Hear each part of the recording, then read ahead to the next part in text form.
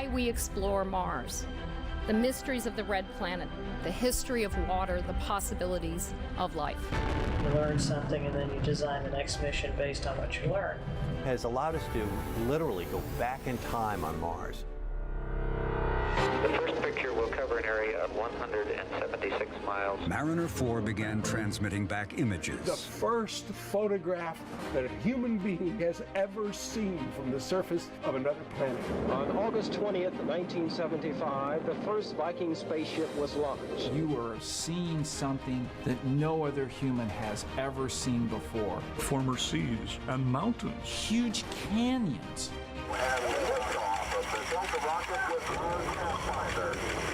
That sense of wonderment and achievement and always working towards your goal. We can do, and we will do. And liftoff. Touchdown confirmed. Mars is unavoidably special. We've landed and we've scooped. We've roved, we've orbited. Together we did it, but the attitude was together we can do it. The future is what you make out of it. You can make it real. And here we are with Mars Perseverance, 51 years later, getting ready to do the first ever Mars return mission. Eventually, we can bring those samples back to Earth and determine for the very first time, did life exist on Mars?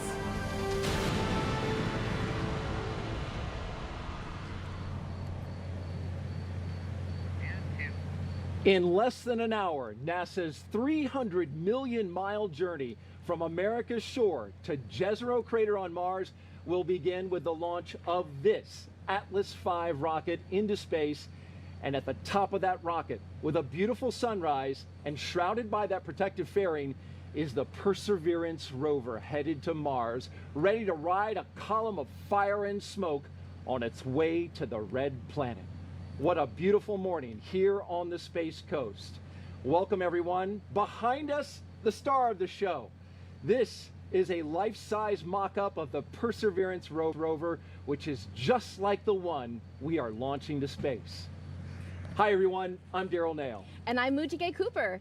In the 50 minutes leading up to launch, we will show you how this mission will reach and search for ancient microscopic life on Mars and test new technologies critical to the ultimate goal, future human missions to Mars. That's right, and we've got the rocket on the pad and it is ready to go. A beautiful day outside. We're L-47 minutes and counting until launch, and so far the countdown to Mars is on track. We've got great weather, the rocket's looking good, and it puts us on track for a launch at 7:50 a.m. Eastern Time, the beginning of a 2-hour window. In today's coverage, we will hear Grammy Award winner Gregory Porter. We'll talk live with Derek Muller of the YouTube channel Veritasium, along with the aerospace engineers, scientists, and a NASA astronaut. Oh, it's going to be a great show. Yes. I love it. I love it. And we have teams from coast to coast, folks, helping us count down to Mars. We will go live to the Atlas Spaceflight Operations Center, just a few miles away from us. And we'll go live to California, to the Jet Propulsion Laboratory, where the Mars 2020 mission team is standing by to communicate with Perseverance after it gets to space. And of course, we are here to tell you what the Perseverance mission is all about. It's an exciting day for all of us here. So we want to walk you through what you will see next during the countdown and the rocket launch. So let's send it over to Joshua Santora and Mick Wiltman, who are with the ULA and Launch Services program teams. Gentlemen. Hey, good morning, Daryl. I'm Joshua Santora, and I am here at Atlas Spaceflight Operations Center, joined by Mick Wiltman from NASA's Launch Services program.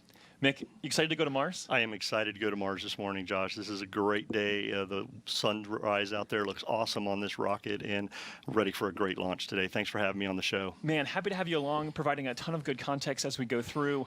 Before we dive into the story of Perseverance, we want to give you a preview of what's ahead today in the countdown. Things really got going this morning just after midnight, actually, and Atlas V is just about ready to fly. In a few more minutes, we're going to get the final check of the weather, and that weather report should be coming back really positive. It's been great all morning. We have the terminal count ahead after that. We will be proceeding through the last few minutes of the countdown, and then the drama will be at its peak at launch. When the clock strikes 0, the engines ignite, and the spacecraft and rocket take flight. After successfully passing through max Q just shy of 2 minutes into flight, The solid rocket boosters will be expended and will be jettisoned. Nearly 2 more minutes, and the payload fairing, what you might call the nose cone of the rocket that has been protecting Perseverance, will no longer be needed. It will split in 2 halves and fall away from the accelerating vehicle. 1 minute later, the Atlas booster will have finished its task of lifting Perseverance above Earth's atmosphere and being on the way to orbit. It too will separate, exposing the Centaur RL-10 upper stage engine that will almost immediately begin its first burn that lasts approximately 7 minutes. After coasting for more than 30 minutes, the second burn, lasting around 8 minutes, will take Perseverance out of Earth orbit and into solar orbit on its way to Mars. That sets up spacecraft separation and the final milestone we're hoping to hear this morning, the acquisition of signal. And I say hoping to intentionally because it's quite possible that Perseverance will be in perfect condition, but we won't make contact during the broadcast. So lots more to come, lots ahead, but Daryl, we're going to throw it back over to you now to tell us more about this amazing mission. All right, thank you, Joshua and Mick. We've got a lot of really smart people and talented people that we're going to be talking to today, but let's begin with a scientist who's coming up in just a bit. We'll want to talk a little bit about Mujega Cooper, who's here. She is a planetary protection lead for this mission. Thank you so much. You've been working on this for a while, Moo. Yes, this has been 7 years in the making, and I'm so excited to share this moment with you and with those that are viewing today. I'm just ecstatic. It's fantastic, and we're in a launch period. People probably want to know, why are we launching today? Why are we launching right now? We're in a period that only comes around once every 2 years. Yeah. Explain that. The orbits of Earth and Mars are on the same side of the sun so that we can reach that destination with less fuel. So it's the best time. Short journey, less power. We like that. And we're studying the climate, the geology, and searching for ancient life. But Moo, what kind of life are we talking about here? Well, when we search, we're not going to find dinosaur fossils, right? We're likely, no? Unfortunately, likely we're going to find it in the form of microscopic life. We're hoping ancient to. life. We're hoping. Yeah, we don't know if it's there, right? Yeah, don't know. Okay, well, that's why we're going. Yes. All right, thank you very much, Moo. And back here on Earth, our friends at Twitter are celebrating Mars 2020 in a very special way we want to let you know about. Check this out. If you tap the like icon on any tweet containing the hashtag countdown to Mars, you'll see an animation brighten up your screen. You can check it out. Also, the like button itself has a special little animation that you can see right there in the corner. See that? Did you see that little sun and the rocket you should went around hit it there. That's right. You just hit it and it goes. Oh, there you go. It will also work in any language from our partner countries, including Spanish, French, Norwegian, and Italian. Wow, that is pretty incredible. That's pretty neat. Yeah. And despite the daunting challenges, NASA has a long history of missions to Mars, going all the way back to 1965 with the Mariner 4 spacecraft. Yeah, we've covered a lot of ground on Mars since then. So let's head out to California and join JPL's Raquel Villanueva. Raquel, what can you share about our history of exploring Mars? Well, Daryl, in the past, we explored the red planet with orbiters and landers, but it was the ability to move around Mars with rovers that truly helped unlock its secrets. Today, I'm joined by Perseverance Deputy Project Manager Jennifer Trosper. She has worked on every single Mars rover mission for the past 3 decades. Now, Jennifer, how does today's launch fit into the history of exploring Mars? Well, we have always been interested in Mars because it's the thing that's most like Earth that we know of. And it's a little bit different today, and so understanding what happened to Mars will help us understand more about our solar system and also more about Earth. Now, as we said, Mars exploration started in 1965 with the Mariner spacecraft flying by Mars. And in 1975, we actually landed the Viking 1 lander on the surface of Mars. And then after that, we started sending orbiters with more sophisticated instruments. Those instruments would do global mapping. They'd find the minerals. They'd find the topography of Mars. They'd actually study the weather of Mars. But we found out that those orbiters needed partners. They needed partners to go down to the surface of Mars and explore like a geologist on Earth would, where he walks around and takes pictures and maybe she takes some measurements. That's what these rovers needed to do, and that's really what started the Mars rover program for us. Our very first rover we sent in 1997, it was a Sojourner rover. Sojourner weighed about 25 pounds and drove all of about 400 feet. But she really showed us what value a rover on Mars could have. And so then the Mars program started the Follow the Water theme to try to understand Mars better. And the first 2 rovers that were sent to Mars to follow the rover were Spirit and Opportunity. They landed on opposite sides of Mars in 2004, and they drove 30 miles combined. And they both found evidence that there had been water on Mars in the past. But we still weren't sure whether that water fostered an environment that was good for life. And so then we sent Curiosity in 2012. The Curiosity rover was big, it had a big robotic arm, it had a drill, it had a science lab in the front. And Curiosity was trying to understand the habitability of Mars. Could Mars have ever fostered life? Could life have ever grown on Mars? And within months of Curiosity landing on the surface, she actually found an ancient habitable environment on Mars. But we still don't know if life ever did form on Mars, and that's the goal of the Perseverance mission. Wow. Thanks, Jennifer. And now that we understand how each rover mission helped shape the other, let's get to know Perseverance. You know, Mars is the closest place that we can reach with robotic exploration that we think had a really good chance of having ancient life. The Perseverance rover will land at a location called Jezero Crater. Jezero Crater is a very interesting place. It's a crater that once held a lake. There are a lot of craters on the surface of Mars that could have once hosted ancient lakes, but not every crater that we think had a lake actually preserves evidence that that lake was there. It had an inflow channel and it had an outflow channel. That means it was filled. The crater was filled with water. In Jezero, we have probably one of the most beautifully preserved delta deposits on Mars in that crater. The major goal of the Perseverance mission is to investigate astrobiology on Mars, and in particular, to address the question of whether life ever existed on Mars. The Perseverance rover starts with a design that's very similar to Curiosity, but we've added to it a whole new set of science instruments. And these science instruments were purposefully selected to help us in the search for biosignatures. We're going to be taking microphones with us. For the first time, we're going to have that human sense on another planet. Perseverance carries with her a grand experiment in spacefaring technology, a helicopter, the name of which is now Ingenuity. One of the major upgrades that Perseverance has from Curiosity is that it's able to self-drive for a distance of up to 200 meters per day. As the rover is driving, it's literally building the map of the road it's driving on Mars. Scientists for years have told us that to really unlock the secrets of Mars, we have to bring samples from Mars back to Earth. So what Mars 2020 is going to do is to drill samples, put them in small tubes. We're going to seal it in its own individual tube. We set them on the surface to provide a target for the second 2 missions, which hopefully will get in development in the next several years and could potentially get the samples back to Earth by 2031. Perseverance is a very, very profound first step in both our understanding of our place in the universe and a stepping stone towards human exploration on Mars.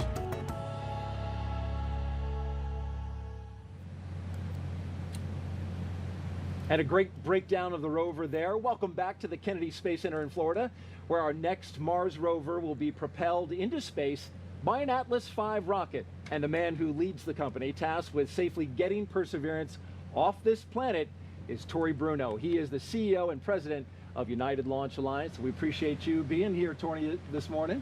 Oh, happy to be here. How is the launch team doing? How are you doing? Well, the launch team is doing great. They've been on station for hours. They're calm, they're confident, they're going through the script. I'm a little nervous, but I always get nervous before all of my 400 launches so far. Wow. You get a little nervous. Why do you get nervous? Well, you know, a rocket is such an incredibly powerful and complex machine. Everything has to go right. Nothing can go wrong. And it's just, it never gets old. It's always the same. It's always exciting. Yes. And this is a particularly exciting mission. Talk a little bit about that. This is the largest and heaviest rover that we've ever sent to the Red Planet. So how did you configure your rocket to do this launch effectively? Yeah, this is our second most powerful Atlas, the 541. We call it the Dominator.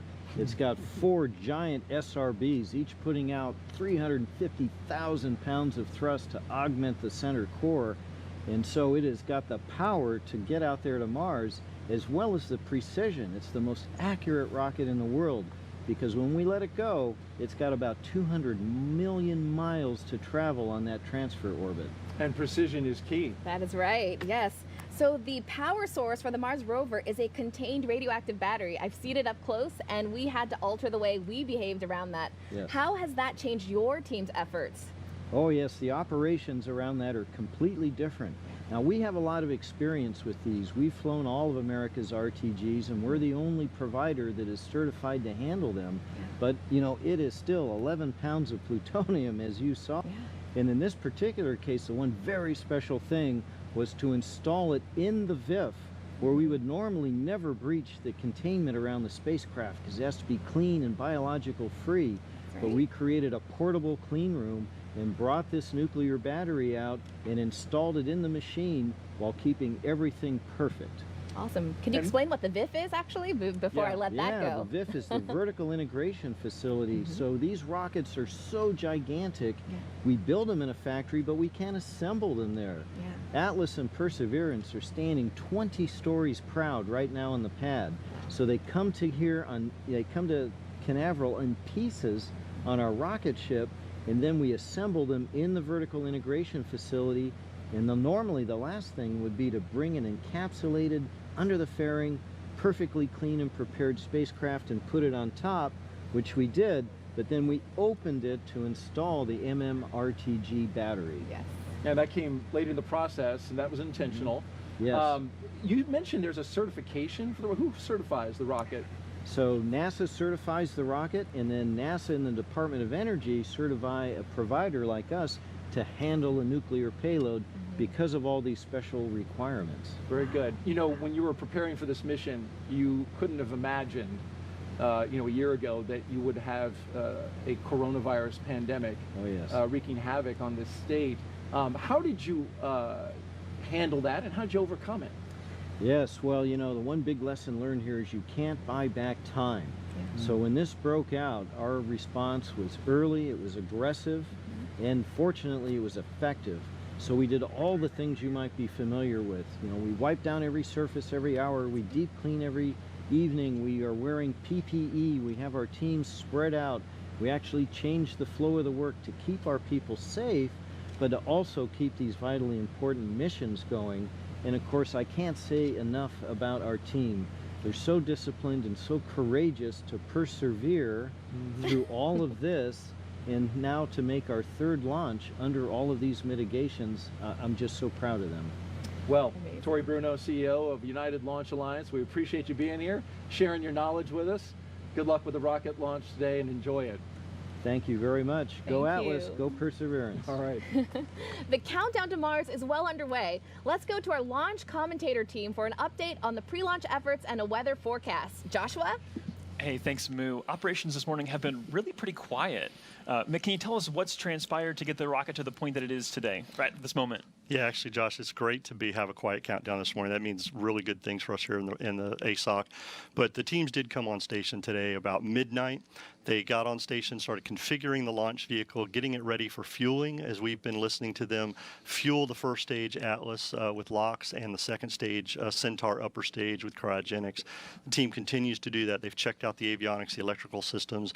They've also done a flight termination system check with the range. So all systems are looking nominal, and the team is now currently in their T-4 and holding, and just assessing the telemetry and the launch vehicle as we get ready to lift off this morning. Yeah, and it is a programmed hold, so this is part of the plan. This is not anything going wrong. We do have a 2-hour window today, but everything is charging ahead towards that 7:50 a.m. Eastern liftoff time. We want to introduce you to a few of the teams involved this morning. We want to start with the U.S. Space Force. They're responsible for the range operations and weather activities. So, Mick, tell me about the range really fast before we get this weather briefing in just a few seconds? Yes, the United States Space Force is responsible for public and personnel safety here at Cape Canaveral Air Force Station and Kennedy Space Center, where we're launching from. So a very important part of the mission today. They are one of 5 teams that are working with us to launch Mars Perseverance on its way this morning. And an important part of that, not only public safety, but is they also do weather for us to make sure that everything looks good. As we saw that sunrise this morning come up right behind, everything is looking good. So. RC, LC, that one. RC, conduct weather briefing on Channel 8 Weather Conference Center. Roger.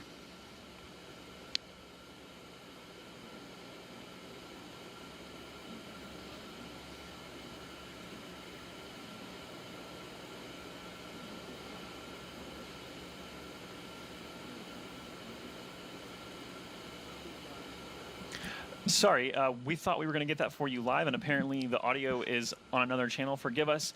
You should be looking at a visible satellite image. We have now mostly clear skies, a few clouds off to the east over the water. We were monitoring one cell on the radar 10 miles to our southeast, which has dissipated, so things are looking great for launch. We are go on all LCCs and expected to remain go through the count. Our temperature is currently 80 degrees. Could climb to 82 by the end of the window. Winds are currently from 220, 8 knots sustained with peaks to 10 knots. 10% POV for the cumulus cloud rule. Proton flux is at normal background levels and expected to remain so through the count. And this concludes the weather brief unless there are any questions.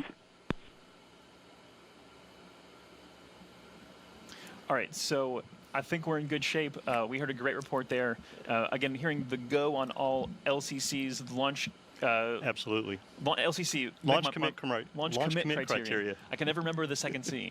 Appreciate that. So tell us about the T clock, because obviously we mentioned we're at T-minus 4 minutes and holding, so we have a difference here in these 2 clocks today. Yeah, so the teams actually are working to 2 different clocks. The L clock, or what we call the launch time, or L- time, is the real-time clock, which continues to count down towards liftoff. T-time, that's the clock that the team uses for operational sequences of events in the procedure. This time has built-in holds in it, one of which we're in right now, 30-minute hold, which allows the team to adjust things that they need to do throughout the countdown tonight. So the L clock will continue counting down, and what's unique about this is at L-4 or T-4 as we pick up the count, these 2 clocks will sync up and we will count down to liftoff this morning. One of the things we want to kind of piggyback off of the weather briefing for is to talk about the power source for Perseverance.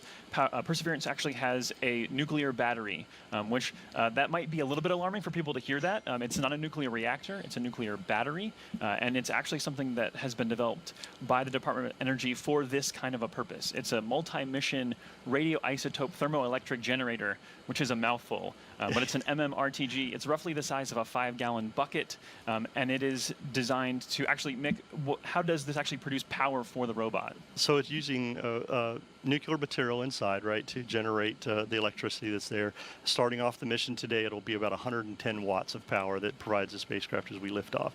And it'll provide power for Mars Perseverance throughout its whole mission life. So that's the unique thing about this battery source that's pretty neat, is that it will continue for the whole time. Yeah. The Atlas V has a perfect launch record, so it's in good shape. So we're not expecting any problems, but if there were a contingency today, we'd want you to stay with us to talk through some of the details, and we'd be providing advisories. We have teams that have been focused on this specifically, and they're working towards making sure that everybody is safe, and our robotic explorers are safe as well. So that's going to do it for now. A great weather briefing. We'll send it back over to you, to Daryl and Moo. Thanks, Joshua. With the countdown to Mars well underway, we want to take a moment to honor our country with the singing of America the Beautiful. We are proud to present to you now 2-time Grammy Award-winning singer Gregory Porter.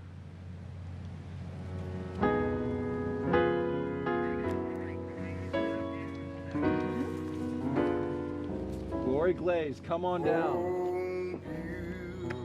Good morning. For spacious skies, for amber waves of grain, for purple mountain majesty above the fruited plain.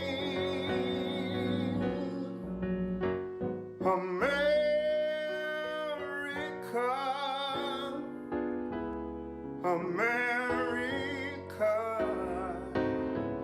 God shed his grace on thee and crown thy good in brotherhood from sea to shining sea.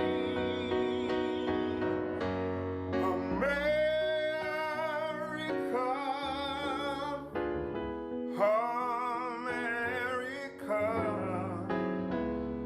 God shed his grace on thee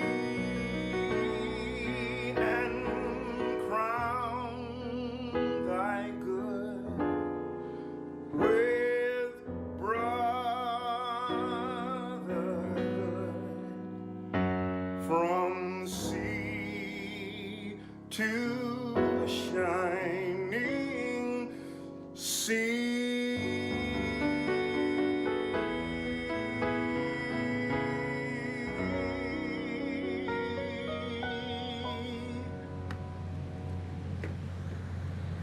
The beautiful baritone voice of Grammy Award-winning singer Gregory Porter. That was outstanding. It was so emotional. Ah, If really I great. could launch the rocket right now after that, see some rockets, red glare, I say it's perfect.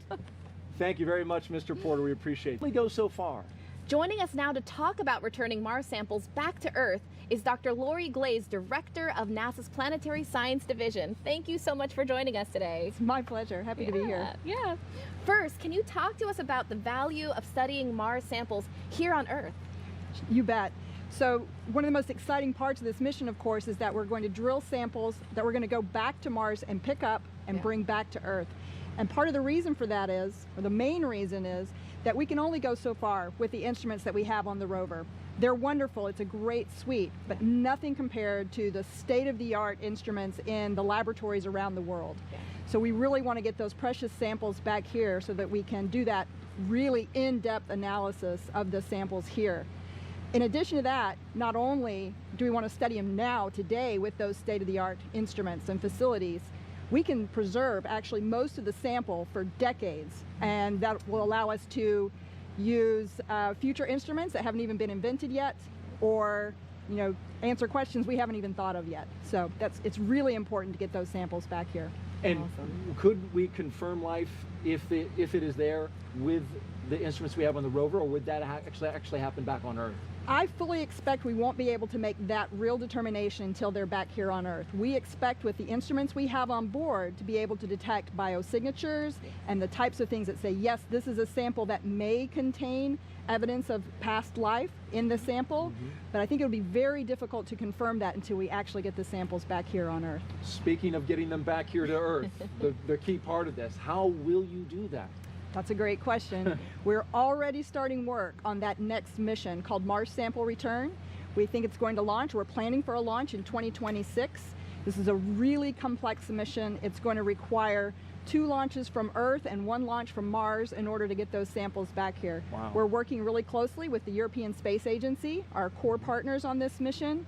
So we'll have a launch from the US, which will launch a sample return lander that will land on the surface carrying a fetch rover that will go out and pick up the samples, bring them back, load them into a rocket, the Mars Ascent Vehicle, and launch them into orbit around Mars. At the same time, when we launched from Earth, the Europeans are also launching an orbiter from Earth that will be in orbit around Mars, and it will capture those samples with that orbiter. We're going to capture them, and then it will make its return trip back to Earth, release them, and they'll come down and land in the Utah desert, where we will then safely carry them and put them in the curation facility. Wow, what a process. Awesome. Yeah. That is so amazing. Thank you so much, Lori, for joining us today. We appreciate your time. pleasure. Enjoy the launch. Get a view. Go Perseverance, go Ingenuity. Awesome. Thank you, Lori. Well, in the early 1900s, the Wright brothers proved powered flight was possible on Earth. Now, NASA plans to test a powered flight on Mars with an ingenious helicopter. So let's get back out to California now. And Raquel, the Martian atmosphere is 99% less dense than here on Earth, so this is no easy task to fly on Mars. It is, Daryl. Now, hitching a ride on the Perseverance rover is an exciting technology demonstration. The Mars Ingenuity helicopter. Now, if successful, it would mark the first time humans have taken powered flight on another planet. Ingenuity's project manager, Mimi Ung, joins us now to talk about the set of milestones Ingenuity needs to hit in order to take flight on Mars. Hi, by the way, we just had an earthquake in this room. But anyway, with that, Mars helicopter tech demo is motivated by the potential of adding the aerial dimension to space exploration. In the future, a helicopter can serve as a scout for rovers and astronauts. A helicopter can get us to places of high scientific interest that cannot be reached today. It's not easy to build a rotorcraft for flight at Mars. The atmosphere there is very thin, about 1% compared to that at Earth. So a helicopter for Mars has to be very light and have a rotor system that can spin very fast. Behind me is the full-scale model of Mars helicopter Ingenuity. It's very light, 1.8 kilograms, about 4 pounds. It's capable of flying through the thin atmosphere of Mars and is capable of surviving and operating autonomously.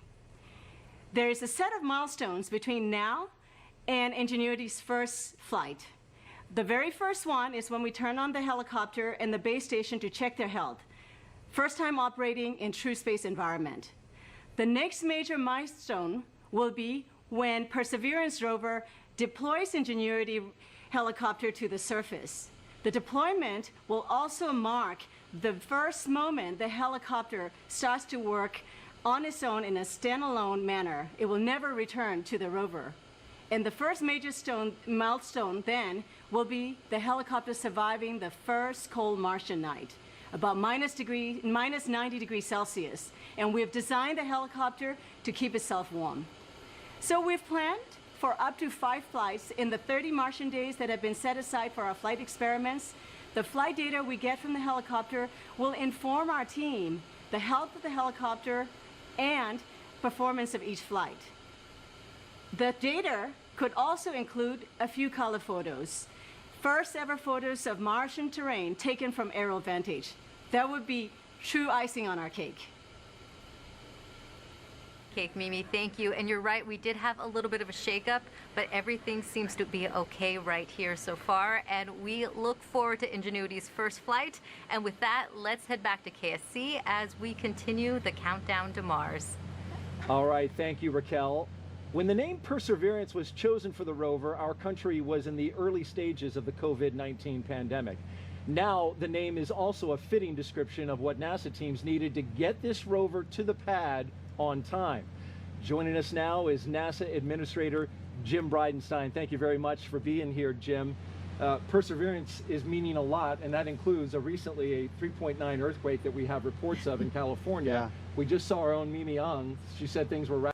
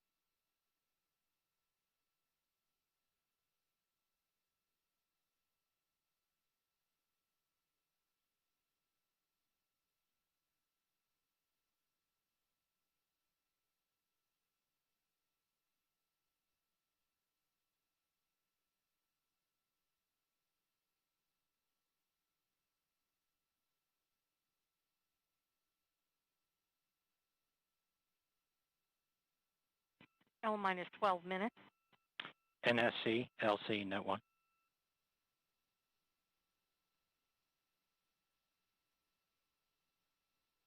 Go ahead. NSC, yeah. Transfer spacecraft to internal power. Didn't work.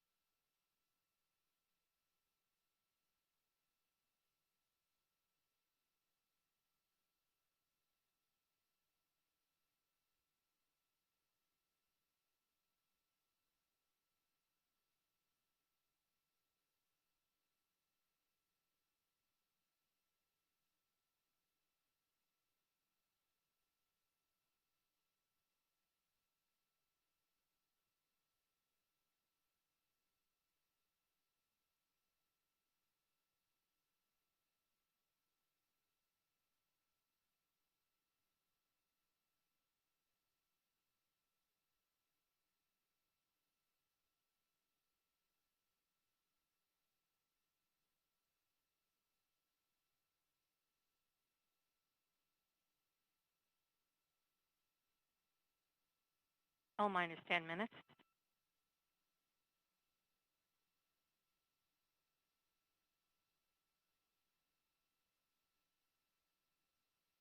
Terminal count briefing. If a condition exceeds a launch constraint any time after the terminal count status check, the observer shall announce hold on channel 1, identify their station, and briefly state the reason for the hold. Flight control, perform launch on time verification. Roger. OSM, place SRB ignition SNA switch in the enable position. SRB ignition enabled. Box 2, verify CISA purge flowing GN2 to the CISA. Verified. OSM, verify the FCO, RCO, and OSM hold fire switches are in the proceed position. Ready to proceed. Denver winds, this is Cape winds on the Redline MetNet. monitor and event table are in the correct configuration. This is Denver winds, go ahead. Verify We've had termination of LR5 at 60K feet with RC, one edit. verify solar radiation acceptable Denver for winds, launch. copies. Verified.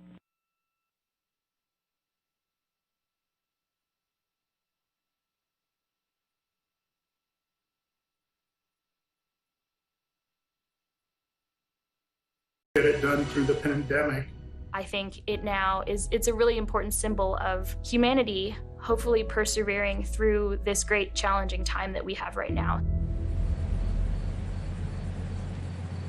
We appreciate that team as well as the medical community that really stepped up and helped. And it's ironic, you know, Moo, because the name Perseverance was chosen by a 7th grader who at the time he submitted that name, he didn't know that we would be faced with a global pandemic. So we are glad to have him and his family here along with the student who named the helicopter to watch the launch in person.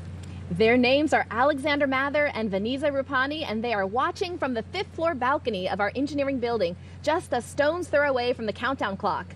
Look at that, there they are, There they looking are. cool. Alexander Mather, who goes... When that happens, the rover will then be on its way to Mars, so hang in there. Yeah, don't go away, as we will walk you through the flight around the Earth, and we'll talk live with the astronaut Zena Cardman about our human exploration ambitions and NASA's Associate Administrator of Science, Dr. Thomas Zurbuchen. It's going to be great, folks, so stick around. It's L minus 6 minutes and 26 seconds now, and time to focus our attention on the launch operation the rest of the way to liftoff. So let's send it back out to Mick Woltman and Joshua Santora. Gentlemen. Thank you. I want to let you listen into the remainder of this poll in motion. Let's go to that now. Range coordinator. Clear to proceed. Launch director. LD is go, and you have permission to launch. Proceeding with the count. ALC, verify T0 is set for 1150 Zulu.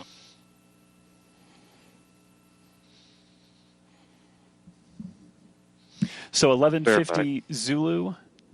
That is 7:50 a.m. Eastern yes. time, so that time is correct. As I'm watching Josh do the calculations on his finger there. Get my abacus out. That's right. No, so there's a lot to come ahead. One of the things coming up in just a few seconds. Minus 5 minutes, 30 seconds. OS, NSC. Go, NSC. Spacecraft on internal power and timer set for T0 of 1150 Zulu. Roger. OS, start list data capture. Roger. Fantastic. All steps are complete prior to terminal count. LC switch is ready. Awesome. So things are really starting to pick up here. You're going to hear Yes. more and more chatter on those nets there. That call was to say that Perseverance is powered and ready to go, which is a phenomenal call. Yeah, a couple things happened during that time, right? Is launch conductor, ULA's launch conductor, Scott Barney, pulled the whole ULA team. They were all go. We got to hear the third of our 5 teams. The third of our 5 teams. We got to hear the end of that where the range was clear to proceed, and ULA's launch director, Bill Cullen, gave the authority to go for launch this morning at 7:50 a.m. Then we got to hear from the JPL spacecraft team that they are the fourth team, that they are on internal power, and timers are set. They are targeting a liftoff of 7:50 a.m. this morning. So all things are looking good for us, Joshua, this morning. It's so, we talk about being nervous and excited. This is right here where we're nervous and excited. Yes. There are a lot of things happening as we get ready to count down to the liftoff this morning. We have about 15 seconds left in this hold before we pick up the count. Yeah, we're going to listen into that. The fifth team, the one we haven't mentioned yet, is the Department of Energy, who is responsible for the MMRTG, the power source for Perseverance. 3, 2, 1, mark. Awesome. So this is now the terminal countdown. This is that time when things become more and more automated over the next few minutes, and the energy's building, but the focus is increasing exponentially. Yeah, as Tori said during his interview, the teams are very disciplined, very focused on what they're doing, the operational sequence of events that they're following. They are making sure everything happens, especially in this T-4 and counting period, because there's a lot of things they have to do. They have to finish topping the vehicle, make sure that all the tanks, first stage, second stage on Centaur, are at flight pressures and full of fuel, ready to go for this morning. They have to make sure the FTS system is armed and ready for personnel safety just in case, so that the range can do that. They have to check the electrical and avionics systems. They have to make sure that the flight computer has all the information it needs to place Mars 2020 into the orbit it has to. So a lot of things going on.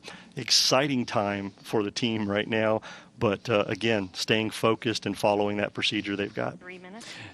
As we look ahead to post-liftoff, want to kind of preview for you what's going to happen, because there's going to be a lot going on. You're not going to hear much from us. You'll actually be hearing from the ULA flight commentator, Jesse Gonzalez.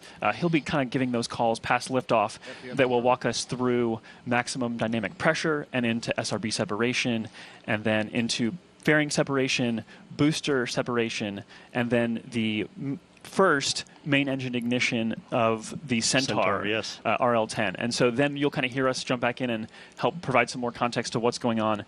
We encourage you to stay with us for the rest of the show, though. There's a ton more content we have to bring you, and we are far from over. Want to emphasize that the countdown to Mars is not done at 0 today. The countdown to Mars ends in February, when Mars 2020 safely delivers Perseverance and Ingenuity to the surface of the red planet. So we're going to let you listen in now and enjoy the last couple minutes of the process of launching a rocket.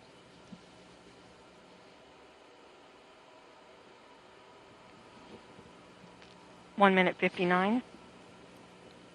Vehicle internal. 1 minute 55. Launch sequencer start. 1 minute 50. Securing Centaur LH2. Securing Centaur LO2. So there we heard the fueling is 1 wrapping minute up 40. there. Yep, fueling is wrapping Launch up. enabled. Team is gone. Launch enable's 137. done. Launch conductor sequence is ready to go. They're getting ready to turn the vehicle over to auto sequence at T-31 seconds. So that's a big thing that they're getting done here. At T-25 seconds, we will hear the team give their final goes that everything is ready and 1 the minute launch 20. vehicle is ready to lift off and perform this mission. SCS count started. 1 minute 15. Produce ECS for launch. Roger. 1 minute 10. Vent valves locked.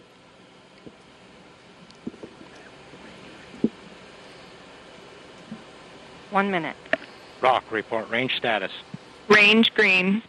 That's good to hear, Joshua, right That means there. public safety there is accounted for, the FTS system. There you see on your screen a beautiful shot. The skies look great. There is little wind happening. You'd be able to see more of the venting. If there were wind, the trail of that venting. So we're ready to go. And actually, that's an important point. The reason we don't see that Stable venting at is step the 3. vent valves have been locked up to put flight pressure into the tanks. And as we just heard, they're stable at step 3, which means the tanks are ready to go. And here at about 5 seconds, we will hear the team ECS reduced for launch. Give their final go. 25 seconds. Status check. Go Atlas. Go Centaur. Go Mars 2020. There we go. We are ready to go lift off this morning, Joshua.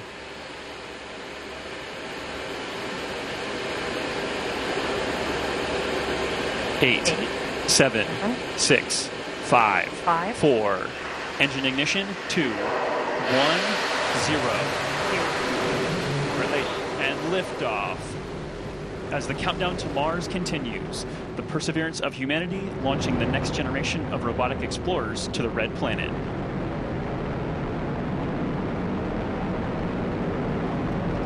And Atlas TU has gone to closed loop control.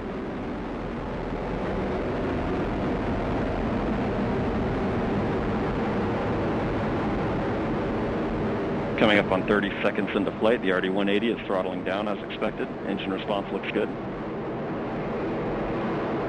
And Mach 1, Atlas 5 is now supersonic.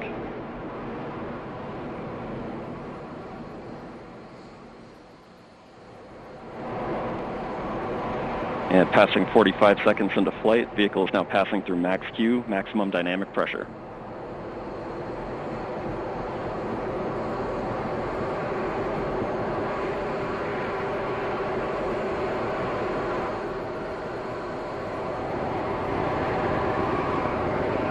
And passing 1 minute into flight, the RD-180 is throttling back up as expected. Engine response looks good.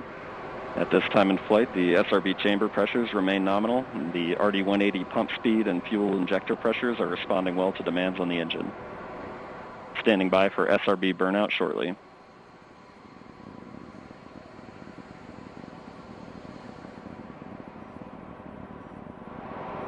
And we have burnout on all 4 SRBs. Burnout pressure signatures look good. Standing by for SRB jettison shortly.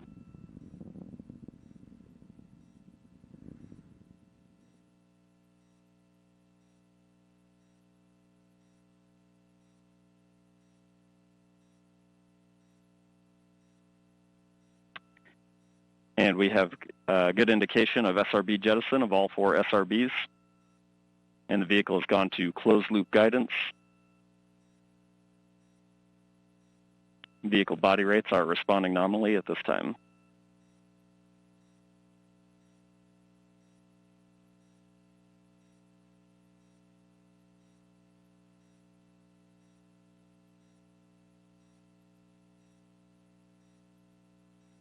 And coming up on 2.5 minutes into flight, the RD-180 is throttled down slightly as expected. Engine response continues to look good. At this time, the vehicle is 50 miles in altitude, 85 miles downrange, traveling at 6,000 miles per hour.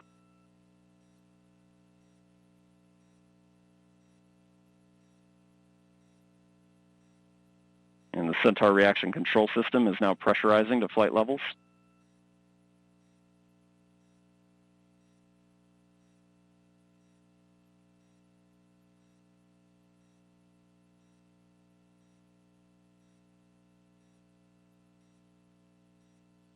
And just past 3 minutes into flight, the RD-180 is now throttling to maintain a constant 2.5 G acceleration limit for payload fairing jettison.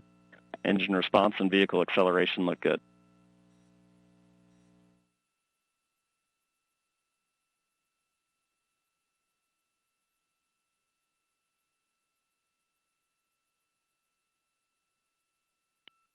And we have good indication of payload fairing jettison and Centaur forward load reactor deck jettison.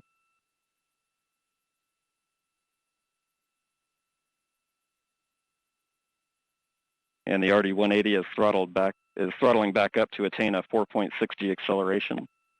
Engine response continues to look good.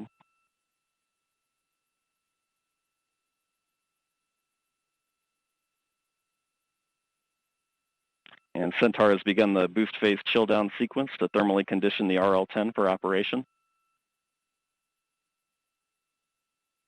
Standing by for BECO shortly.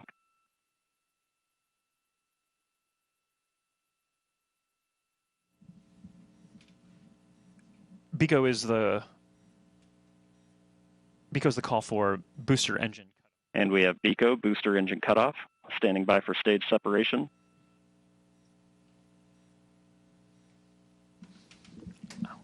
And we have good indication of Atlas Centaur separation. So there you're seeing live footage. And we from have the rocket. MESZ-1. RL-10 operating parameters look good. Chamber pressures are stable.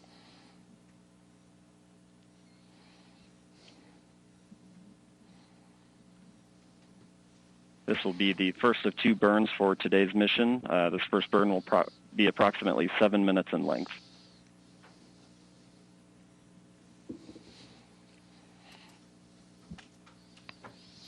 So, Mick, that's pretty exceptional footage there. That's live video. We will see that switch over shortly into an animation that kind of helps let us know what's happening with the rocket. But right there, a beautiful liftoff.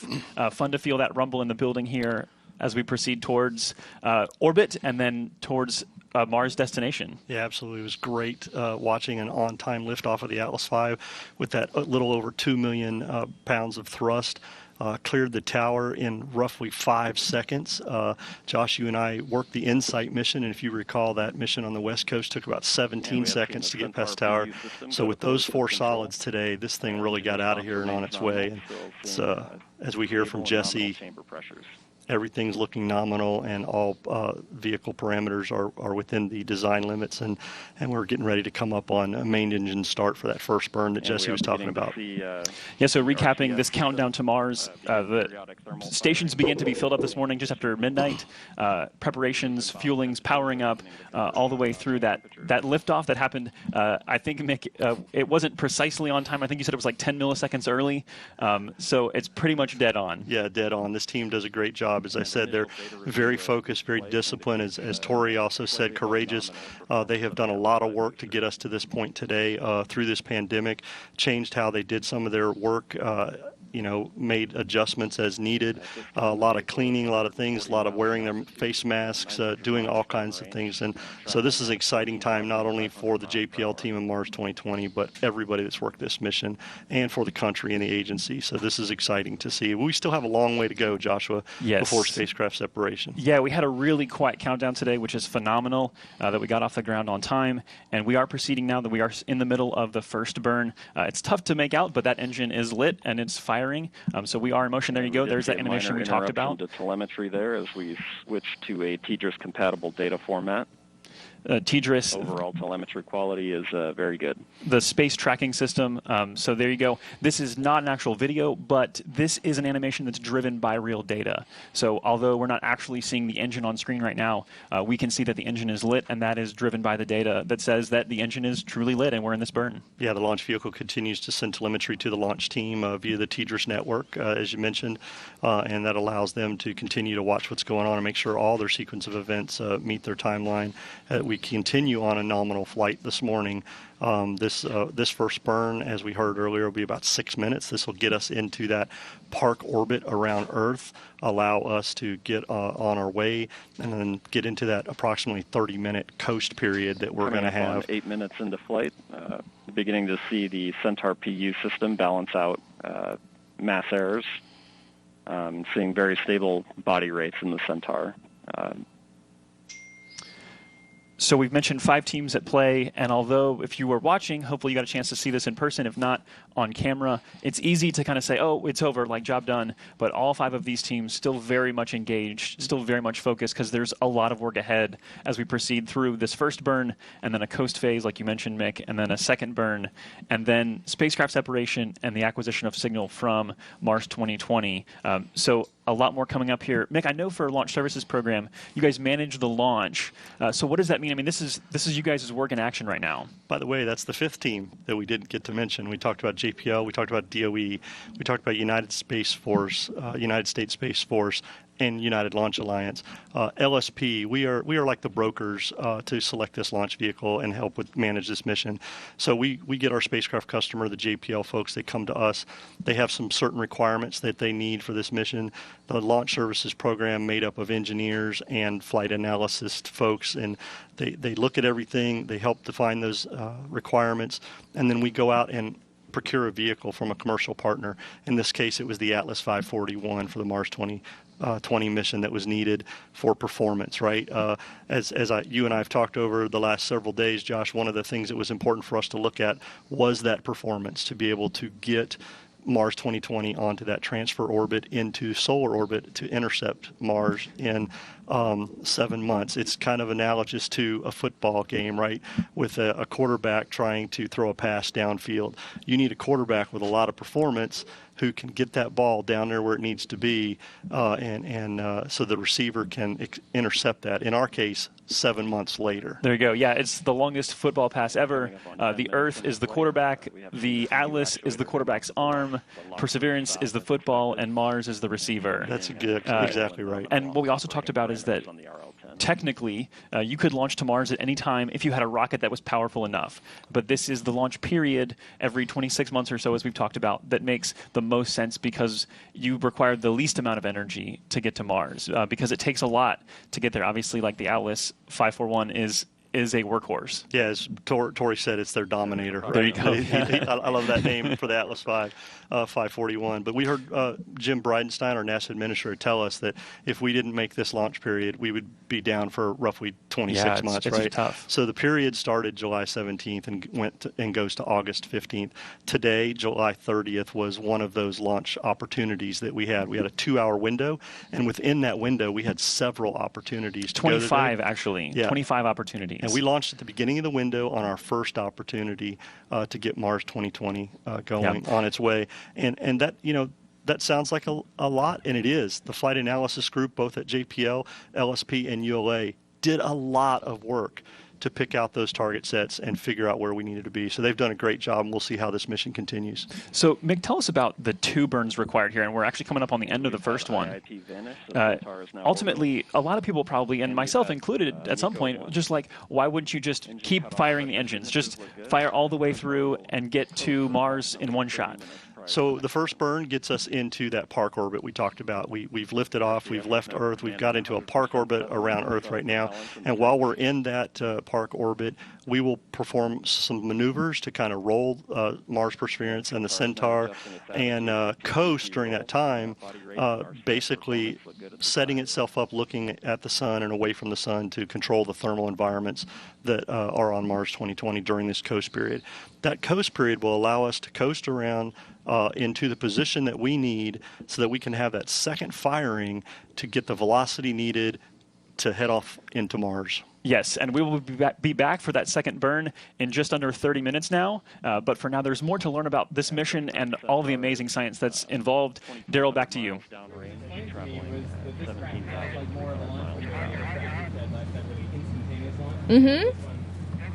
All right.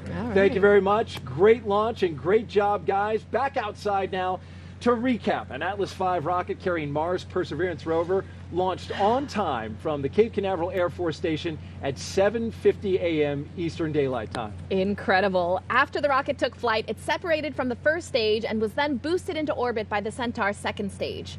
Perseverance is now preparing for a second burn that will put it on a trajectory toward Mars.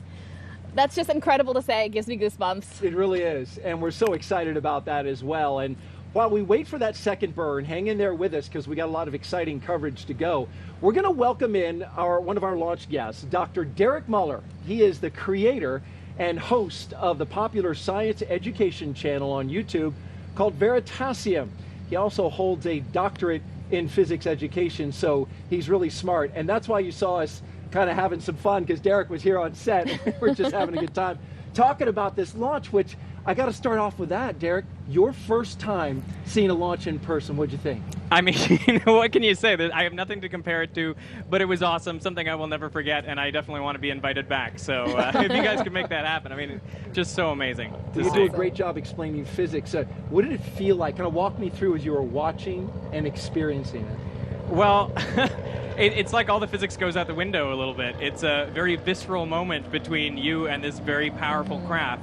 I think it's just amazing, all the, the engineering that goes into making something that's that powerful and yet that controlled, Yeah. And to witness that is phenomenal. And then to feel the rumble of all that sound as it hits you, I found it an incredibly emotional experience. It's almost unbelievable to see it taking off. It's very surreal, that's for sure. Nice. Fantastic. What excites you the most about the Perseverance rover?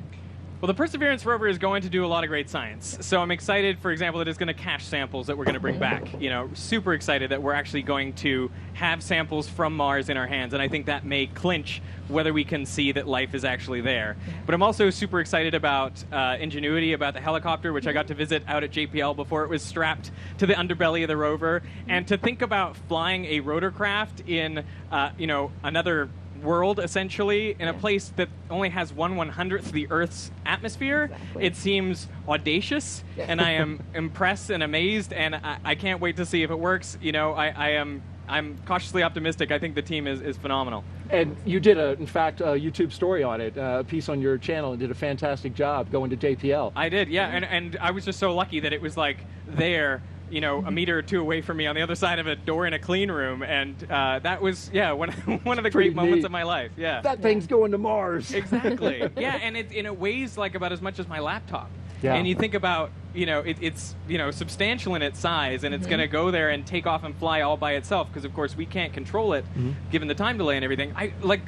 That is, I just think, one of the pinnacles of human engineering. Yes, absolutely. Now, this is going to do some big science as well. What are your thoughts on the search for ancient microbial life on another planet, Mars? Well, I think chances are good that Mars once harbored life. It was so similar to Earth in the past. One can only expect, life probably sprung up there as well.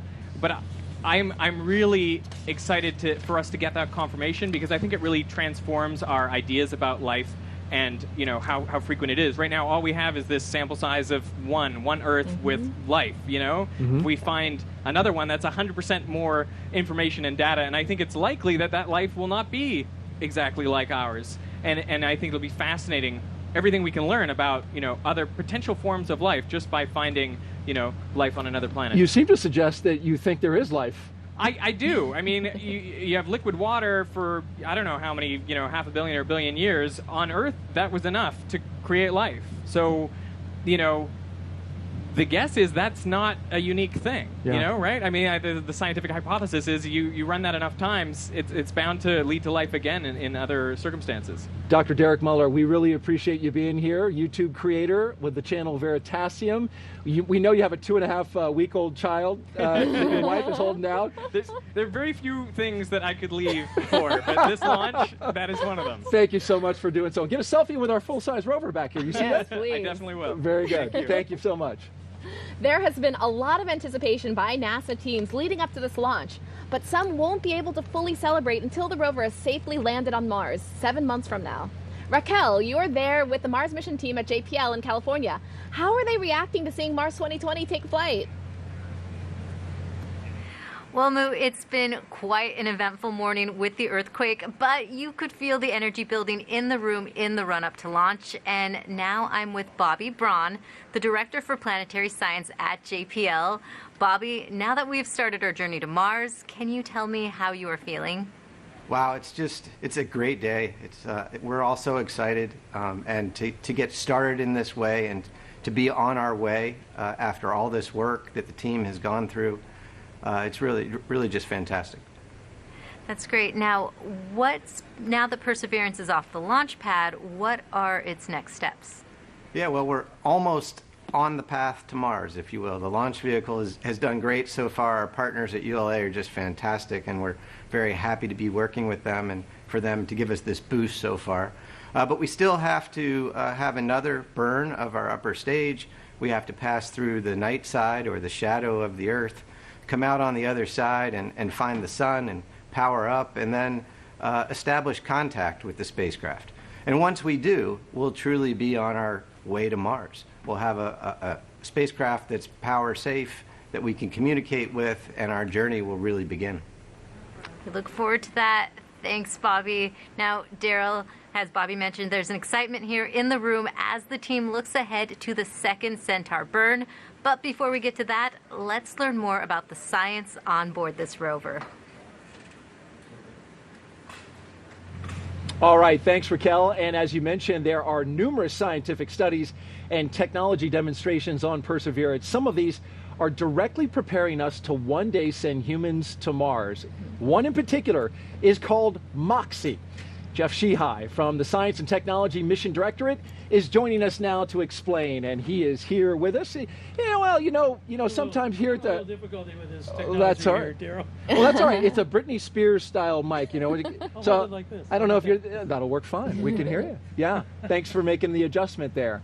So, Jeff, this is an incredible piece of technology here, this MOXIE, right? So tell us, what is it and why is it important? Well, MOXIE stands for Mars Oxygen In Situ Resource Utilization Experiment.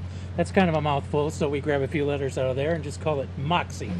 And I think the name MOXIE has a certain kind of attitude that's appropriate for this ambitious mission to Mars. But what in situ resource utilization is utilizing the resources that we find at a destination to produce useful commodities.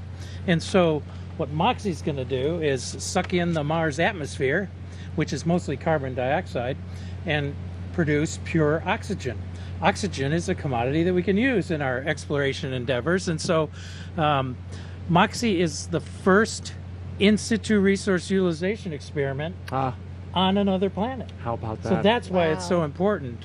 If we can produce things we need at the destination, we don't have to load them in a launch vehicle, launch them from the surface to Earth, push them all the way to the destination, and land them on Mars or the moon. Saving incredible weight, fuel, resources to use them, the ones that are there and in place. That's right. It took a lot of MOXIE. What were some of the biggest challenges in developing this technology, designing it, developing, building it? Well, the team that produced the hardware that we just saw being launched on its way to Mars, they certainly had MOXIE because they had to overcome a lot of challenges along the way. When you start to develop new technologies, you're working in a laboratory and you've got all the room you need usually, and you can build it big and heavy because you're not trying to make it look pretty, you're just trying to make it work, and you've got all the power you need, and you can control the thermal environment, and you can have teams of people come in and tinker with it and fix it when it breaks and all of that. So, but, and you can probably see where I'm going with this, when you get to the point where it's time to fly that hardware to prove it out in the space environment or on the planetary surface, then the rubber really hits the road in terms of the engineering, and that's where the teams of engineers come into play, and they develop clever solutions to implement the process that's been developed in the lab and package it for space flight. So MOXIE faced a lot of challenges. You know, once you have to put it on the rover, the size becomes important. It has to fit in a certain volume on the rover. The amount of weight or the mass becomes really important. Every ounce you launch into space takes propellant to move it. So we want to make MOXIE as light as possible. Had to fit within a certain mass budget, or they would have kicked it off the rover. Yeah, and we're glad you made it on the rover. And just real quick, and without getting too deep into the technical details, how does it convert carbon dioxide to oxygen? So MOXIE uses a thermal and electrochemical process. There's a compressor that was built by a company called Air Squared. Some of that was funded under the NASA Small Business Innovative Research Program, actually. And they built the compressor. What it does is acquire the carbon dioxide from the Mars atmosphere and push it into the electrolysis system. A company called Ceramatech, a team led by a guy named Joe Hartvigsen. They're now called Oxyon Energy, I think. But they built the guts of MOXIE, which is the solid oxide electrolysis system that takes the carbon dioxide, CO2, actually pulls an atom of oxygen off the CO2, leaving CO. Oh, wow. And then those atoms migrate through the electrolysis system, and those oxygen ions are neutralized, and then they recombine. An O and an O becomes O2. And so we get pure oxygen out of the system. That's fantastic. And so in order for you to get MOXIE on board the rover, actually you had to kind of clear through the very smart lady to my left. She's with Planetary Protection. So she actually had to clean off part of it right? Yeah. You had to heat it and then clean the That's O2 right. sensor. Yeah, the SOx part was actually self-sterilizing. It was hot enough so it cleaned itself. But there's a part, the O2 sensors, that needed vapor hydrogen peroxide sterilization. So it was the first time we used hydrogen peroxide on flight hardware. Oh, that's awesome. Yeah. Yeah. So you can say thank you. Thank you. Thank you. No, thank you. Appreciate it very Thanks for much. letting us do that. Well, in speaking about the rover, Moo, what is it? Curiosity told us that we have, or had at one time on Mars, moving water. That's so, right. So what is Perseverance going to do in terms of confirming whether life could have been there? Yeah, exactly. So the past missions set up the stage as far as understanding what could sustain life, and now we're actually looking for signatures of that life. And so some of the answers that you're looking for, which one are you personally looking most forward to? Yeah, I'm personally looking forward to seeing signs of life where no one will argue that it has a biotic source. It's very easy to say, oh, this chemistry could have happened from natural reasons, but I want to see a smoking gun. It would be awesome to see that. Now, that's not exactly easy, right? No, not at all. And so explain that to us. Yeah, so in order to get that definitive signal, one of the main things you have to do is make sure you have a clean instrument that you're sampling with. And so that's why we spent a lot of time cleaning, baking out hardware to such a high degree, 150 degrees Celsius for some of these parts, to make sure it was clean enough. And so those parts have to be specially made to be able to handle that heat. That's right, yeah. In order to get it past you. Yeah, all of the material selection, everything was done specifically for that purpose. Where else in the universe, Moo, do you think we should explore for life? Yeah, I'm really excited about Europa. Europa has an ocean underneath a thick layer of ice. It has vents underneath that have a heat source, so there's a source of energy for possible life. Europa, a moon. Yes, the moon. Yeah, icy moons. That's the next place to go. It's interesting that you picked that. I mean, it's a very, very cold, cold place. Yeah. You've got a rover in front of you that is miniaturized. Do. We have one that is behind us. Yeah. Right? And as part of this, you also had to make sure that that nuclear battery was installed. Exactly. Yeah, there it is. Yeah, this bit back here. Tell me about how that worked, when you did it, and how that process was. Yeah, it was only a few days before this launch day. I mean, we just finished counting our samples just a couple of days ago. How about that? Yeah, so we had to actually alter the way we sample. We take wipes and swabs of every surface of the rover. But for this, we had to make sure our head was far back and we had as minimal radiation impact as possible. But we got it. It was super clean. INL did a great job. Everyone has done a fantastic job making sure this was as clean as possible. It's ready to go. What do you think about that full-size rover behind us? It's incredible. It's like, hey, you should be up there. And apparently it is right to scale as you take a shot of it there. That's a beautiful rover. Well, it is. Thanks for describing all that to us, Moo. We really appreciate the time for you describing that. All right, back into the show now we go. Moving forward, of course, this is the countdown as we go up. You can see the Centaur there and the graphics as we are tracking and continuing to track Mars 2020 on its way. And when searching for the possibility of life on Mars, it's all about location, location, location. And Perseverance's destination is a place called Jezero Crater. Let's go back out to JPL now. And Raquel, you've got a scientist there that believes Jezero Crater gives them the best chance of finding any evidence of past microscopic life. That's right, Daryl. Knowing where to look for signs of ancient life on Mars can be a daunting task. It took 5 years to select a perfect landing site, and with us now is Katie Stack-Morgan, one of the project scientists who helped pick that location. Katie, can you tell us why we're heading to Jezero Crater? Thanks, Raquel. There are many reasons why scientists are so excited to send Perseverance to Jezero Crater, and why we think that Jezero Crater is an ideal place to begin a Mars sample return campaign. At Jezero, we think that Perseverance can assemble a diverse set of samples that will help us resolve some of the most important questions about life beyond Earth and the evolution of planets over time. At Jezero, we know without a doubt that there was an ancient lake and river delta. And at Jezero, we have river valleys that flow into and out of the crater, and we know that that lake filled up with water and then overflowed. Life as we know it requires water to survive and thrive, and we think that Jezero has all the building blocks to support past life. At Jezero, we also have one of the best preserved deltas on the surface of Mars, and deltas in lake settings are ideal for supporting life. And the rocks that Perseverance will explore can tell us more about the possibility for past life on Mars. The rocks at Jezero Crater are also some of the oldest on Mars, between 3.5 and 4 billion years old. And that's the same interval of time when life was developing here on Earth. So by exploring the rocks in Jezero with Perseverance, we have the opportunity to explore more about the development of life in the solar system and can answer some of the major questions we have about that fundamental question. Back to you, Raquel. Great. Thank you so much, Katie.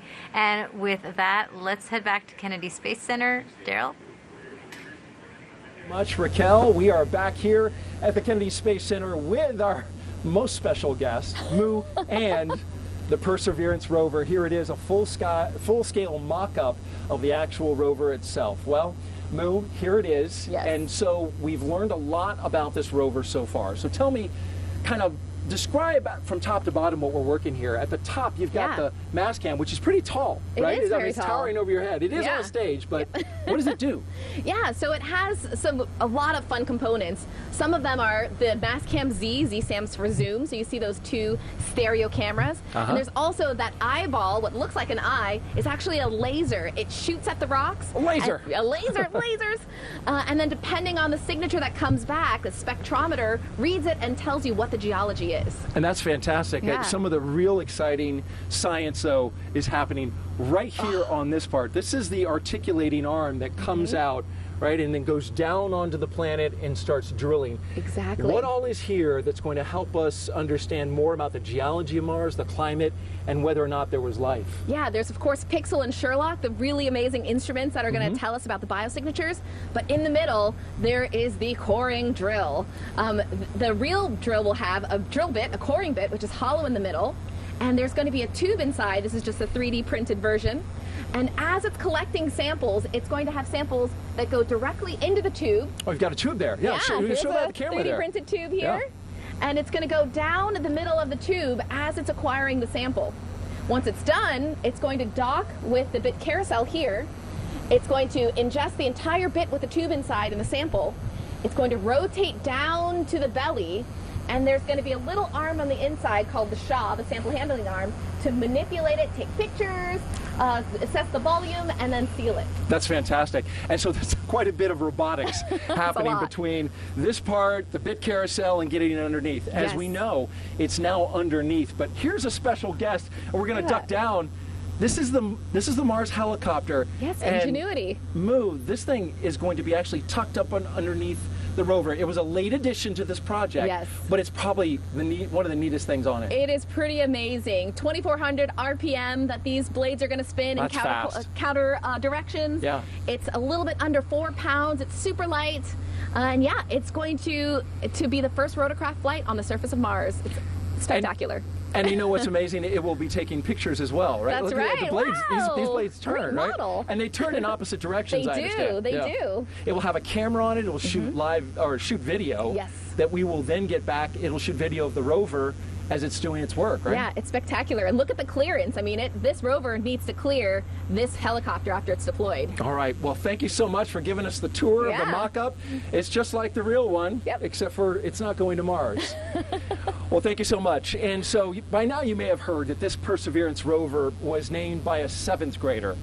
And it was given that name, which is very special to us. And so we asked Hidden Figures actress Octavia Spencer to tell you why the Perseverance name is more than just a name to us here at NASA. We are a species of explorers, believers. We choose to go to the moon in this decade and do the other thing, not because they are easy, but because they are hard. We are willing to do the hard things, to overcome the many challenges. This is what brings out the best in us. We are go for a mission to the moon. Our path has led to success and to bitter losses. We come together today to mourn the loss of 7 brave Americans. Yet, even when faced with tragedy and setbacks, we persevere. We keep striving. We keep believing. From space, we see our planet as a whole. We see the challenges facing it, and we face those challenges together. We will not give up. We challenge convention. We refuse to accept the status quo. The time at hand is hard, but we will persevere. We can still draw hope from the moon and the stars, from space, from exploration. There is a new day beyond the challenges we face now. Curiosity, insight, spirit, opportunity. If you think about it, all of these names of past Mars rovers are qualities we possess as humans. 10, 9, we have ignition sequence start. But if rovers are to be the qualities of us as a race, we missed the most important thing. 3, 2, perseverance. launch commence, liftoff. We have liftoff. We are a species of explorers.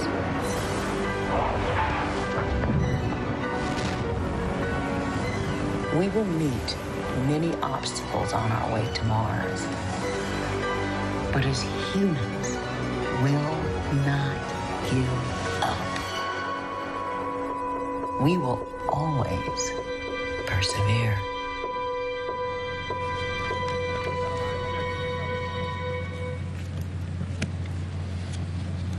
Our collective perseverance is what has gotten us to this day, and now Mars 2020 is on its 7-month journey to Mars with an anticipated landing date of Perseverance on February 18th, 2021. Now we are joined by Dr. Thomas Zurbuchen, Associate Administrator for Science at NASA. Dr. Z, thank you so much for coming over here. God, I'm so glad I'm here, and I'm so relieved. You know, we have a space mission. We're in touch with the spacecraft, you know, and everything is nominal. We're waiting, of course, for the second burn, but not quite there, but we're really close. Yes. So can you tell us what makes going to Mars incredibly hard?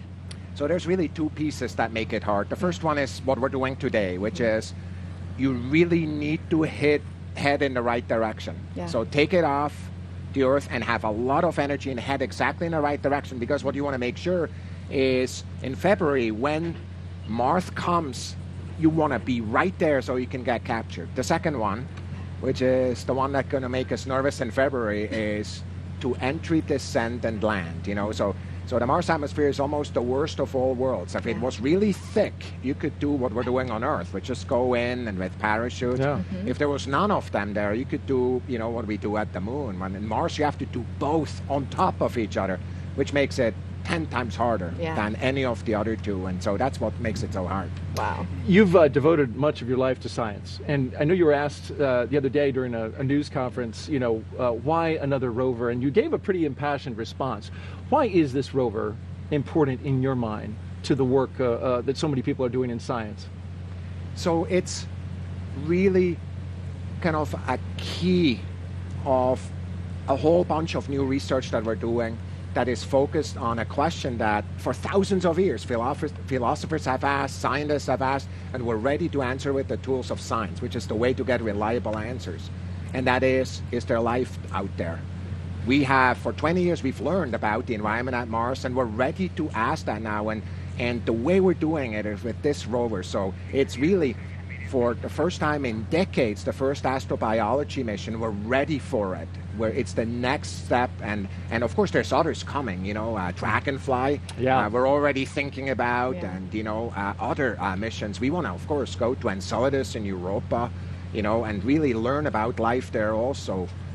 So it's an amazing first in that respect. And whether there's life there or not, that's going to be the answer that we're looking for in these places. So yeah, exactly. Yeah, and so we want to do a social media question real quick, if that's all right with you. Oh, absolutely. All right. We have a question from Twitter. What is the key difference between previous NASA missions, rover missions, to Mars, like Spirit, Opportunity, Curiosity, and Perseverance rover? In what way is Perseverance unique from the previous ones? So there's a fundamental difference in the approach. And the fundamental difference is that we decided to put the instruments on Perseverance, the best geology instruments on this, so we can find the right samples. And we decided not to put a chemistry lab on it. Guess why? We don't know which one yet. And so what we're doing is we're actually collecting the samples that we're going to bring to the best labs that are available to humanity, which are the labs all over the world. Yes. And that's the choice here. And that's, of course, to do that, we need to do another first, which is humanity's first round trip to another planet. And that's what makes it different. We've got more with the launch operation to go, but real quick, how'd you feel about that launch? Oh, I loved it. It's like punching a hole in the sky, right? Yeah. It's really getting off the cosmic shore, our Earth, into wading out there into the cosmic ocean. I just love it every time it gets me. All right, very good. Dr. Thomas Zurbuchen, thank you for joining us. We appreciate you being here to explain all the science and the excitement that's coming up. Thank you so much. Appreciate it. Now we've talked to scientists and engineers, and we have shared highlights of the mission and tech demonstrations that are central to the Perseverance rover. And folks, we have a lot more to share. Mars Perseverance has been flying in space for more than a half hour now. Let's check back in with Joshua and Mick to recap the flight so far and tell us what's coming up next. Hey, thanks, Moo. Yeah, as you're seeing on screen there, that is, again, the animation of the Centaur in motion around Earth, in orbit around Earth. And you can see there, like I mentioned, the animation being driven by real telemetry data. Mick, how is the report coming back from the first burn and then currently our coast phase? So we're hearing from Jesse Gonzalez and the engineering team is that everything so far has been nominal. Centaur's been performing well. All the settling firings have been going great, which is keeping the fuel that's still in the tank where it needs to be as we get ready to come up on main engine start 2 for that second burn, which is very important to get us our velocity and into that transfer orbit to Mars. Yeah, so that will be up in just a few minutes, but I think we're going to actually send you back out to our main desk to hear. Oh, so sorry, I'm being held. We're going to hang out here. So coming up, so talk about C3, Mick. This is something that we talked about having to do with the energy to leave Earth and go somewhere else. We're talking about having to get to speeds over 25,000 miles per hour. That's Earth's escape velocity. Yeah, so C3 is basically just the technical term that we use in the aerospace industry to refer to the velocity that we need to get the vehicle where it needs to be. So as you said, we got that little over 2 million pounds of thrust that we left Earth this morning with those mighty 4 solids on the Dominator. I still like that from Tori Bruno. Tori, I'm gonna take that one from Tori. But we got off here and into the park orbit with the proper velocity we needed. And then, of course, this second burn is so important for the velocity we need to get in transfer orbit. Awesome. So the Dominator punching a hole in the sky, as Dr. Zurbuchen said. So we will send it back out now to the main desk and be back with you in just a minute to catch that second burn. Daryl? All right. Thank you very much. Thanks so much, Joshua. Joining us now to talk about how special these missions are is Dr. Michael Watkins. He's the director of the Jet Propulsion Laboratory in California, which planned Perseverance's mission to Mars. That is my home center. Thank you for joining us, Dr. Watkins. So, we have so many great questions for you. Why are missions to Mars unique? Well, I think they're unique for 2 ways. I mean, one is just Mars. It's been in our imagination for centuries. It's a place that looks like the Earth. It looks like it could be home to us. It looked like it was once home to what could have been life. And the fact that we can get there, and we can get there every couple of years, and we can send missions, and we can build on those missions, and you can learn from your mistakes. You can learn from your successes. One of the things I like to joke about is, we say Perseverance looks like Curiosity, but the people who built them are the same. They look even more like each other. And so they, so a lot of our folks worked on Mars Pathfinder, they worked on Spirit, Opportunity, they worked on Curiosity, and now Perseverance. And that, that history, that group of folks, they're just world leaders, and it's why we're successful. So you oversee the Jet Propulsion Laboratory in California and doing incredibly complex work. Why are these robotic missions so hard? They're hard because you can't really see what's going on. You can't use your human responses, right? You're used to driving your car and you see what's happening, and you turn the wheel. In this case, we've got to tell the rover. We've got to prepare the rover to do a lot of that stuff on its own, right? And so we've got to understand Mars, we've got to understand how the rover works, and we've got to put all that together into a machine that can function more or less without us. Mm-hmm. So we talk to it once a day, and we say, how are you doing, and go over there and do these experiments, and then it's got to do that. So, we kind of give it its intention, but then it's got to do all those activities by itself, and that's a challenge. And the further away from the Earth you get, the harder it is. So you get out to Saturn, you get to Europa, you get beyond, and it becomes harder and harder. Yeah. Real quick, one question to wrap up. You've been in touch with the folks out at JPL. On air, there was an earthquake that played out. It was a 3.9 magnitude. How is everybody doing? How's your team? They're doing great. Our view was just Pasadena. It's just the Earth being excited about going to Mars. So it was a very minor earthquake. We have them a lot in California. Okay. Maybe it's like hurricanes here or something, but it's tropical storms here. But it was a very minor event, and everything's fine. And we are on our way to Mars. Okay, so a little rumble here in Florida, some rumble in California. It works out great. Mike Watkins, thank you so much. We appreciate you joining us on the broadcast. My pleasure. Thank you. Awesome. We will have that conversation with Zena Cardman coming up, which I'm super excited about. That's right. Yeah. On the other side of the Centaur burn and spacecraft separation. We'll also highlight 6 major technologies that NASA is focusing on over the next decade, including the critical energy needs for such missions. But with that, let's turn our attention to the next operational steps. Joshua, are you there? Yeah, Moo, we're here and we're excited. We have a fuel pre-start call just coming in. We are getting ready to hear the call for this second burn of that Centaur RL-10 engine. Again, Mick, explain what this second burn is for. So as we talked earlier, the second burn is really to get us that velocity as we head into that transfer orbit, right? Centaur and Mars 2020 will head into that solar orbit on its way with the proper velocity. We will then get ready to separate Mars 2020 on its way. And I'm hearing that settling is done, and we have main engine start. There we go. Awesome. And again, that animation there being driven by actual telemetry data coming from that rocket. So that's a phenomenal sign.